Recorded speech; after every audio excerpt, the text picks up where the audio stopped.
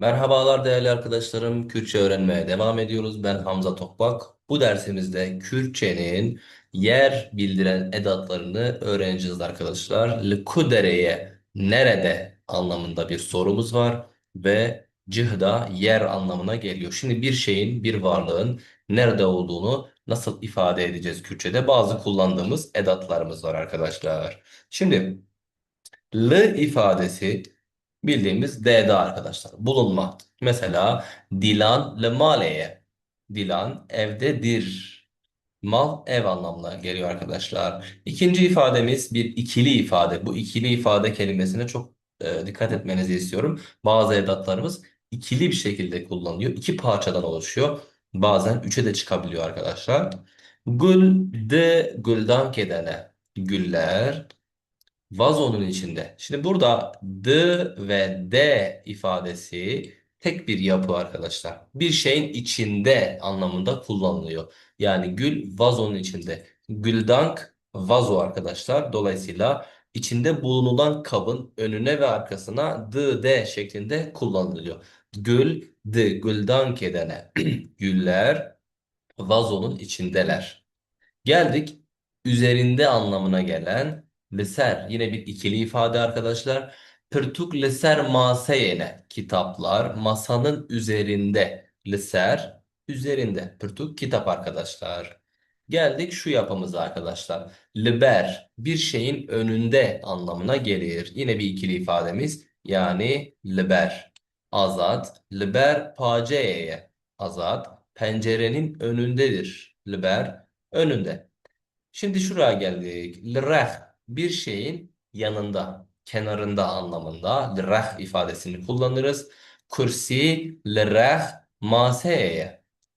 Sandalye masanın kenarındadır, yanındadır ifadesi. Lirah ifadesi arkadaşlar. Çok pardon.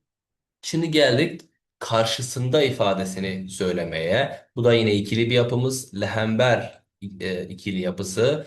Dibistan lehember mizgefteye. Okul karşısındadır. Neyin? Mizgeft. Caminin karşısındadır. Lehember karşısında. Son olarak arkadaşlar. Şimdi demiştim ki ikili yapılara dikkat. Bir de üçlü yapılar da var. Burada dıbın nokta nokta nokta D üçlü yapısı var. Bir şeyin altında anlamına geliyor. Psik dıbın maseyedeye. Kedi masanın altında. Dıbın nokta nokta D altında demek. Mase zaten masa. Türkçe'de de kullanılıyor buna benzer bir kelime.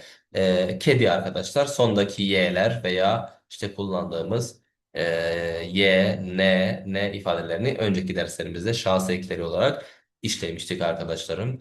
Buradan bu konuyu da bu şekilde anlatmış olduk. Şimdi burada bir tablomuz var. Bunu okuyalım arkadaşlar. Beraber anlamlandıralım ve tekrar etmiş de olalım. J arkadaşlar bir şeyden anlamına geliyor. Şermin J bazideye. Şermin bazittendir. Şimdi biz Kürtçe'de şu şuralıdır, bu buralıdır derken biz dendan ifadesi kullanırız. Yani Türkçe'de l'li ifadesi kullanılır. Mesela Diyarbakırlı, Batmanlı ifadesi ama biz dendan ifadesi kullanırız. Bir yerden olduğumuzu söylemek için. Şermin Jibazide'ye, Şermin Bazitlidir.